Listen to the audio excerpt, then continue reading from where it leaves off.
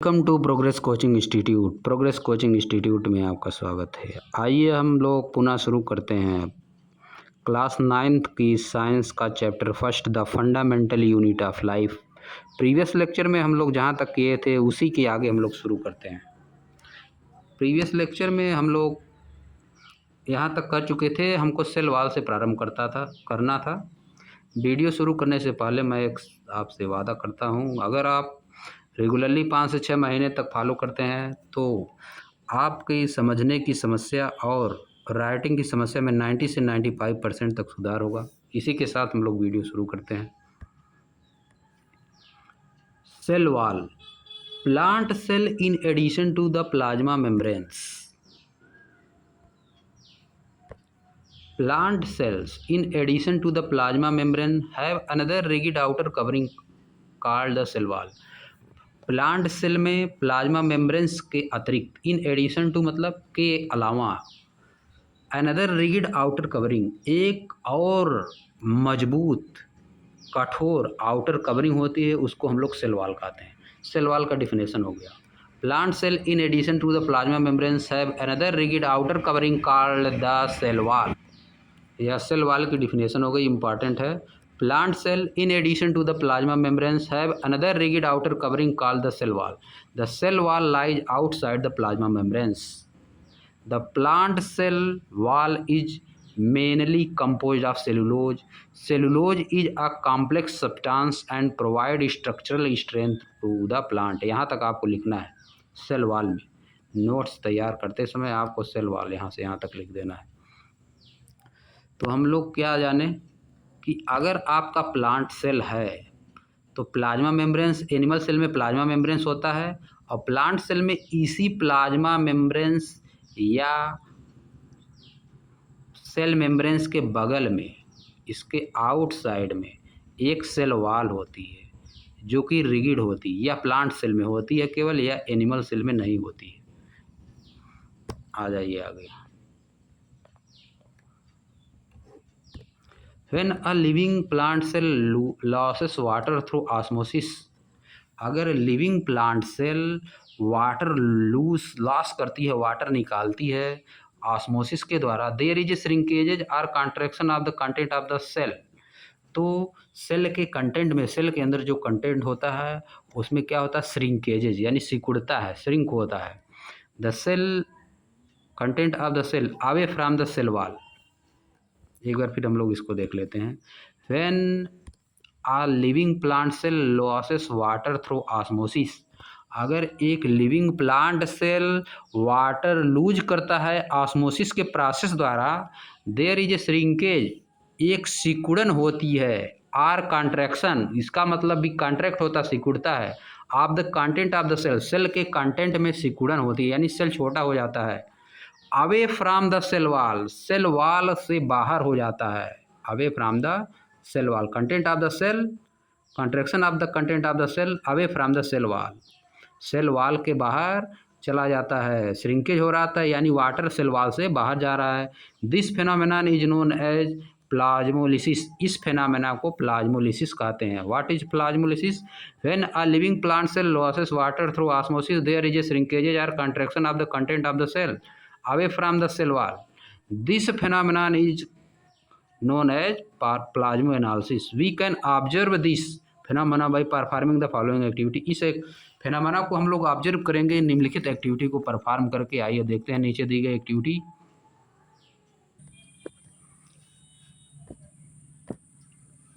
Mount the peel of a rohio leaf in water on a slide and examine cell under the high power of microscope.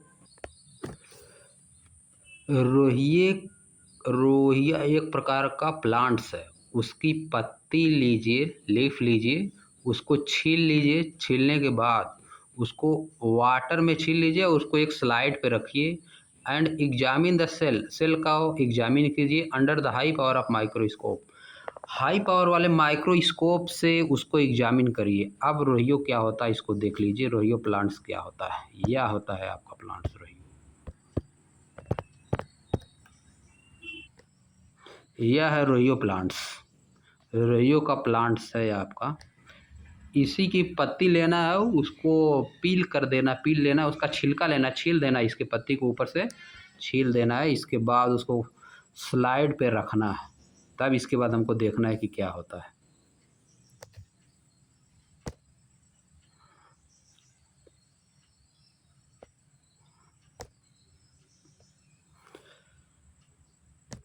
Note the small green granules, छोटे छोटे granules दिखाई देंगे, छोटे छोटे उठे हुए part दिखाई देंगे, कार्ड क्लोरोप्लास्ट, उनको क्लोरोप्लास्ट कहा जाता है। They contain a green substance called chlorophyll, वे एक हरे सब्सटेंस को कंटेन करते हैं जिसको क्लोरोफिल कहा जाता है। Put a strong solution of sugar और salt on the mounted leaf on the slide, slide पे स्ट्रांग सोल्यूशन शुगर या साल्ट का रखिए। Wait for a minute, 1 minute तक वेट करिए and observe under a microscope, microscope के से उसको ऑब्जर्व करिए। व्हाट डू वी सी, हम क्या देखते हैं। Now place some Rhoeo leaves in boiling water, अब कुछ लीफ को, जो रोहिया पौधा उसका लीफ को बॉइलिंग वाटर में रखिए कुछ मिनट के लिए। दिस किल्स द सेल्स, या सेल को किल कर देता है। Then mount one leaf on a slide, तब एक लीफ, एक पत्ती को स्लाइड पे रखिए and observe it under a microscope, microscope से इसको ऑब्जर्व करिए। Put a strong solution of sugar salt on the mounted leaf on the slide, slide पे स्ट्रांग शुगर और साल्ट का सोल्यूशन रखिए।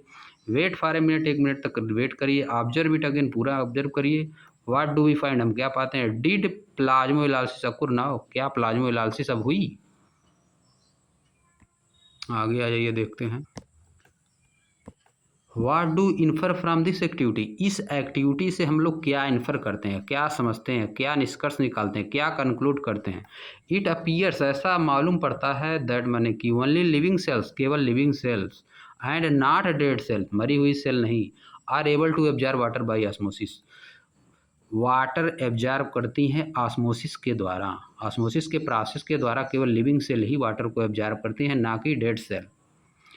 Cell wall permit the cell of plants, fungi and bacteria to withstand very dilute hypotonic external media without bursting।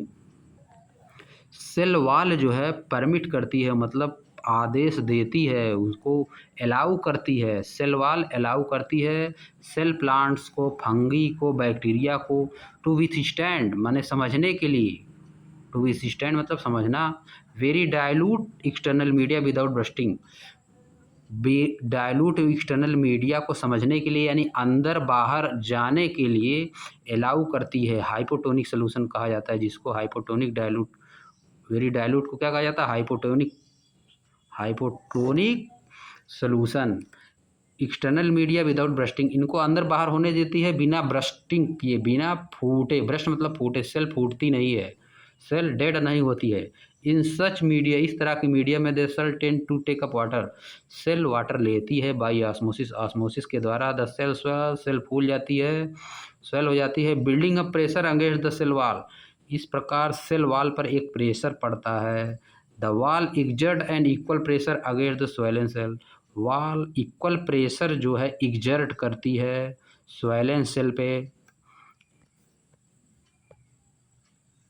Because of their walls, अपनी wall के कारण। Such cells can withstand much greater change in the surrounding medium than animal cell, इस तरह की cell ज़्यादा change with stand करती हैं इन the surrounding medium, surrounding medium में कंपेरिजन, एनिमल सेल के कंपेरिजन में इस तरह की सेल ज़्यादा ग्रेटर चेंज विथ स्टैंड करती हैं, यानी जो एनिमल सेल होती हैं, प्लांट सेल उनके कंपेरिजन में ज़्यादा ही चेंज विथ स्टैंड करती है, यानी ज़्यादा चेंज होता है। तो आगे देखिए, अब आ जाइए न्यूक्लियस पे। क्यों ऐसा होता है, क्योंकि प्लांट सेल में सेल वॉल पाया जाता है, सेल वॉल ज़्यादा मजबूत होता है, ज़्यादा रिगिड होता है। और सेल, अगर प्लांट सेल ज़्यादा स्वेल करती तब भी ब्रस्टिंग नहीं होती है, जबकि एनिमल सेल अगर ज़्यादा स्वेल कर जाएगी तो उसमें ब्रस्टिंग हो जाएगी। आगे आइए, देखते हैं हम लोग अब nucleus. Remember the temporary mount of the onion peel, onion peel जो ओनियन का छिलका था उसको रिमेंबर करिए। वी प्रिपेयर्ड, जिसको हम तैयार किए थे। We had put iodine solution on the peel, हम आयोडीन सोल्यूशन रखे थे पील पर, क्यों। What would we see if we try to observing the pill without putting the iodine solution? हम क्या देखते हैं अगर हम आयोडीन का सलूशन उस पर नहीं डालते हैं? ट्राई इट, प्रयास करिए, and see what the differences is further, what the differences, और पता करिए क्या डिफरेंसेस फर्दर आगे। When we put iodine solution on the peel, जब हम पिल पर आयोडीन सोल्यूशन डालते हैं, did each cell get evenly coloured, क्या प्रत्येक सेल इवनली कलर्ड हो जाती है? According to their chemical composition, उनकी केमिकल कंपोजिशन के हिसाब से, जिस तरह से उनका अंदर का बना हुआ, केमिकल कंपोजिशन मतलब inner structure, different region of the cell get colour differently, cell का डिफरेंट रीजन जो है डिफरेंट डिफरेंट कलर से कलर हो जाता है। सम रीजन अपीयर डार्कर, कुछ रीजन ज़्यादा डार्क होता है, एंड अदर रीजन्स, दूसरे रीजन की रीजन में कुछ रीजन ज़्यादा डार्क हो जाता है। Apart from iodine solution, iodine solution के अलावा we could also use safranin solution, हम सेफ्रानियन सोल्यूशन का भी यूज करते हैं। Methylene blue solution to stain the cell, methylene blue solution का भी यूज करते हैं टू स्टेन द सेल, यानी सेल पे धब्बों को बनाने के लिए। We have observe cell from an onion, हम सेल को एक ओनियन से ऑब्जर्व करते हैं। Let us now observe cell from our own body, आइए हम कर चुके हैं। We have observe cell from the an onion, we have observe cell from an onion, हम ओनियन के सेल को ऑब्जर्व कर चुके हैं। Let us now observe cell from our own body, आइए हम अपने शरीर के सेल को अब ऑब्जर्व करते हैं एक्टिविटी के माध्यम से। आइए, let us take a glass slide with the drop of water on it, एक ग्लास स्लाइड लीजिए, इस पर वाटर की बूंदें रहनी चाहिए, ड्रॉप रहना चाहिए। Using an ice cream spoon gently scrape the inside surface of the cheek, using an ice cream spoon, एक आइसक्रीम स्पून का प्रयोग करके जेंटली स्क्रैप, आराम से स्क्रैप करिए, the inside surface of the cheek, अपने गाल के अंदर की सरफेस को स्क्रैप करिए। Does any material get stuck on the spoon, क्या कोई मटेरियल स्पून में स्टक हुआ? With the help of the needle, needle की हेल्प से we can transfer this material and spread it evenly on the glass slide kept ready for this, needle की help से हम इसको ग्लास स्लाइड पे spread कर सकते हैं। To colour the material, material को कलर करने के लिए we can put a drop of methylene blue solution on it, हम इस पे मेथिलाइन ब्लू सोल्यूशन डाल सकते हैं। Now the material is ready to observation under microscope, अब मटेरियल रेडी हो गया है माइक्रोस्कोप से ऑब्जर्व करने के लिए। Do not forget to put a cover slip on it, इस पे एक कवर स्लिप डालना मत भूलिए। व्हाट डू वी ऑब्जर्व, हम क्या ऑब्जर्व करते हैं? What is the shape of the cell we see, shape क्या है सेल का जिसको हम देखते हैं? Draw it on the observation sheet, इसको ऑब्जर्वेशन शीट पे खींचिए। Was there a darkly coloured, क्या वहाँ पे कोई बहुत ज़्यादा डार्क कलर है? स्फेरिकल और ओवल, स्फेरिकल है या ओवल है? Dot like structure near the centre और each cell, dot like structure near the centre of each cell, क्या डॉट लाइक स्ट्रक्चर है हर सेल के पास, सेंटर के पास, सभी सेल के सेंटर के पास क्या डॉट लाइक स्ट्रक्चर है? This structure is called the nucleus, इस स्ट्रक्चर को न्यूक्लियस कहा जाता है। Where there similar structure in onion peel cell, यही सेम स्ट्रक्चर ओनियन सेल में भी थे, यानी the mid point of the cell, the mid point of the cell there is a dot like structure, at the center of the cell there is a dot like structure, this dot like structure is called nucleus of the cell। अगर हमको nucleus की definition देना है, in the cell at the center there is a dark like structure, this structure is called nucleus of the cell। in the cell at the center of the cell there is a dot like structure, this structure is called the nucleus. अब आ जाइए, the nucleus है जो double layered covering called nuclear membrane, nuclear के पास एक double layer covering होती है जिसको न्यूक्लियर मेम्ब्रेन कहते हैं। न्यूक्लियर मेम्ब्रेन जैसे प्लाज्मा मेम्ब्रेन या सेल मेम्ब्रेन होता है सेल के बाहर, उसी तरह से सेल के अंदर न्यूक्लियस के लिए, न्यूक्लियस को कवर करने के लिए न्यूक्लियर मेम्ब्रेन होता है। यह है आपकी सेल, सेल के बाहर वाली पार्ट पे सेल मेम्ब्रेन्स या प्लाज्मा मेम्ब्रेन्स कहते हैं इसको। अब इसके अंदर न्यूक्लियस हो गया, न्यूक्लियस को जो कवर करता है न्यूक्लियस के अंदर, इसको कहते हैं nucleus membranes. The nuclear membrane has pores, nuclear membranes में क्या होते हैं? छिद्र होते हैं। Which allow the transfer of material from inside the nucleus to its outside, जो कि इसके इनसाइड और आउटसाइड मटेरियल को अलाउ करते हैं। इसी से न्यूक्लियर मेम्ब्रेन से होकर जो है मटेरियल न्यूक्लियर में जाते हैं, उसी से न्यूक्लियर से ही बाहर निकलते हैं। That is to the cytoplasm, यानी साइटोप्लाज्मा में आते हैं और न्यूक्लियस के अंदर जाते हैं, न्यूक्लियस के अंदर जाते हैं। अब साइटोप्लाज्मा है या न्यूक्लियस हो गया, यहाँ पे जो सब्सटेंस सब हैं उनको कहा जाता है साइटोप्लाज्मा। यहाँ पे न्यूक्लियर मेम्ब्रेन्स होता है, न्यूक्लियस अंदर होता है। न्यूक्लियस के अंदर जाने के लिए न्यूक्लियर मेम्ब्रेन को पार करना पड़ता है। साइटोप्लाज्मा से सब्सटेंस अंदर न्यूक्लियर मेम्ब्रेन को पार करके जाएगा और न्यूक्लियस के अंदर से सब्सटेंस निकलेगा, ये अभी साइटोप्लाज्मा में जाएगा। That is cytoplasm which will talk about the section 5.24। बात कर चुके हैं, बात करेंगे आगे। The nucleus contain chromosome, nucleus के अंदर क्रोमोसोम होता है। Which are visible as a rod shape structure, जो कि एक रॉड शेप की तरह स्ट्रक्चर जिसका होता है। Only when the cell is about to divide, जब सेल केवल डिवाइड होने वाली रहती है तभी यह मालूम पड़ता है। The nuclear contain chromosome, nuclear के अंदर क्रोमोसोम होता है। Which are visible as a rod shape structure, जो कि एक रॉड के शेप की तरह विजिबल होता है। केवल तब विजिबल होता है जब सेल स्वयं को डिवाइड करने वाली रहती है। Chromosome contain information for the inheritance of the character from parent to the next generation in the form of DNA, deoxyribonucleic acid. Chromosome contain information, chromosome information को कंटेन करता है फॉर इनहेरिटेंस, हमारे पीछे से जो इन्फॉर्मेशन आ रहा है, हमारे पेरेंट्स से जो हमारे अंदर क्वालिटीज आती हैं, क्रोमोसोम उनको कंटेन करता है। और किस फार्म में कंटेन करता है? डीएनए के फार्म में, डीऑक्सीरिबोन्यूक्लिक एसिड के फार्म में कंटेन करता है। Chromosomes are composed of DNA and protein, chromosome DNA और प्रोटीन से मिलकर बना होता है। यह लाइन बहुत ही इंपॉर्टेंट है। Chromosome are composed of DNA and protein.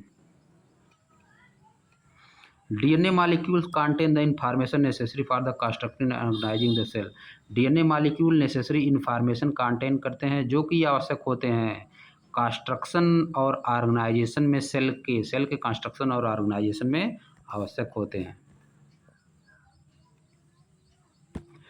Functional segment of DNA are called genes, cell का फंक्शनल सेगमेंट को जीन कहा जाता है।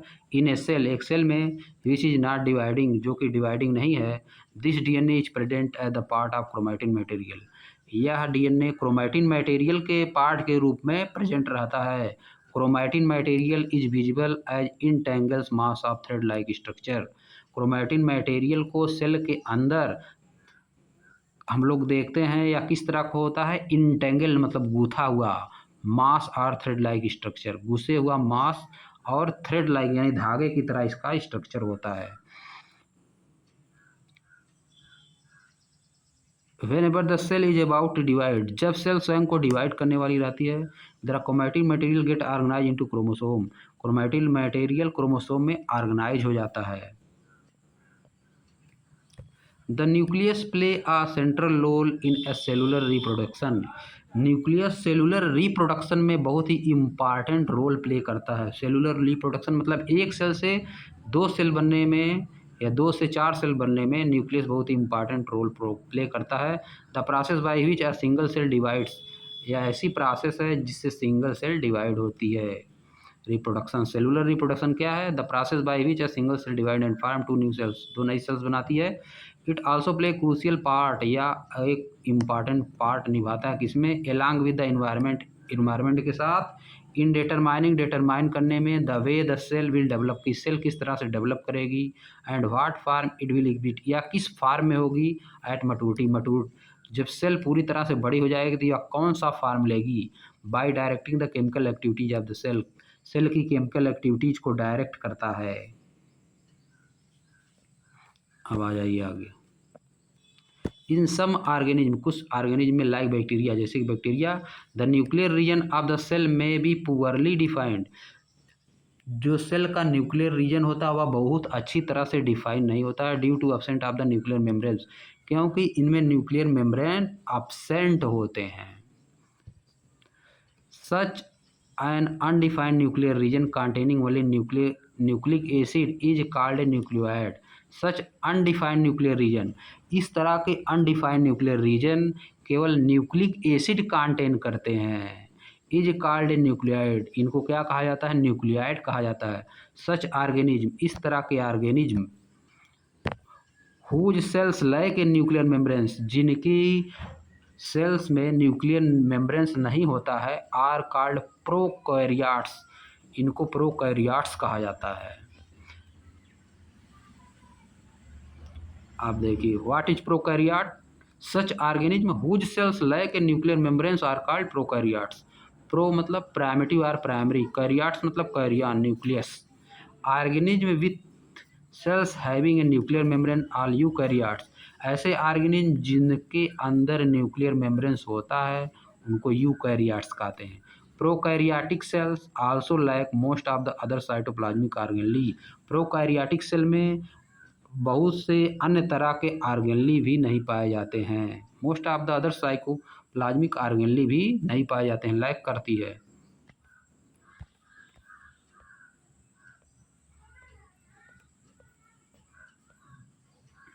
प्रेजेंट इन द यूकैरियोटिक, जो कि यूकैरियोटिक सेल में प्रेजेंट रहती है।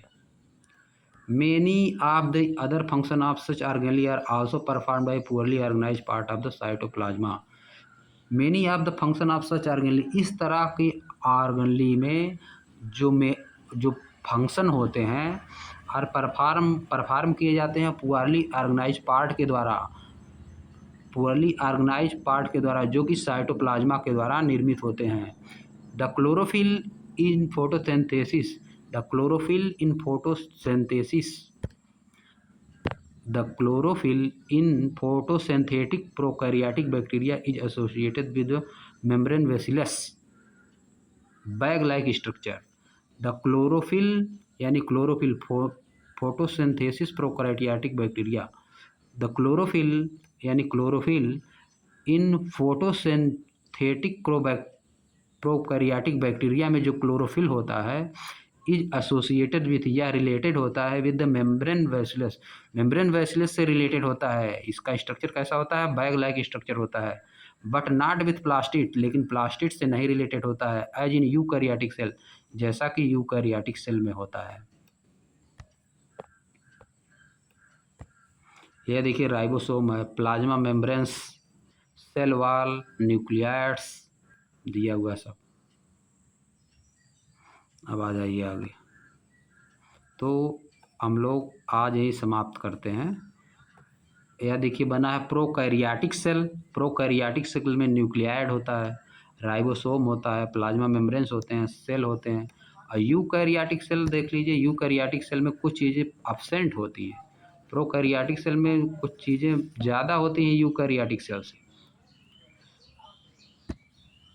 सच cell whose cells lack a nuclear membrane, जिनमें न्यूक्लियर मेम्ब्रेन नहीं होता है उनको प्रोकैरियोट्स कहा जाता है, और जिसमें न्यूक्लियर मेम्ब्रेन्स होता है उनको कहा जाता है यूकैरियोट्स। ऐसी सेल जिसमें न्यूक्लियर मेम्ब्रेन्स होता है उनको यूकैरियोटिक सेल कहते हैं, और जिसमें न्यूक्लियर मेम्ब्रेन नहीं होता है उनको हम क्या कहते हैं? Prokaryotic cell. प्रोकैरियोटिक सेल में क्या होता है? न्यूक्लियर मेम्ब्रेन्स की जगह पे न्यूक्लियाइड होता है। Cell which has no nuclear membranes are called eukaryotic cell. Cells which has nucleids is called prokaryotic cell। इसको हम लोग प्रोकैरियोटिक सेल और यूकैरियोटिक सेल में डिफरेंस एग्जाम में आता है, इसको पकड़ लीजिए आप लोग। प्रोकैरियोटिक सेल क्या होता है? Prokaryotic cell inside cell, prokaryotic cell में न्यूक्लियाइड पाया जाता है, न्यूक्लियस डिफाइन नहीं होता है, और यूकैरियोटिक सेल में न्यूक्लियस डिफाइन होता है, न्यूक्लियर मेम्ब्रेन इसमें पाया जाता है। ये डिफरेंस होता है प्रोकैरियोटिक सेल और यूकैरियोटिक सेल में। तो इसी के साथ हम लोग लेक्चर समाप्त करते हैं। नेक्स्ट लेक्चर में हम लोग शुरू करेंगे साइटोप्लाज्मा से।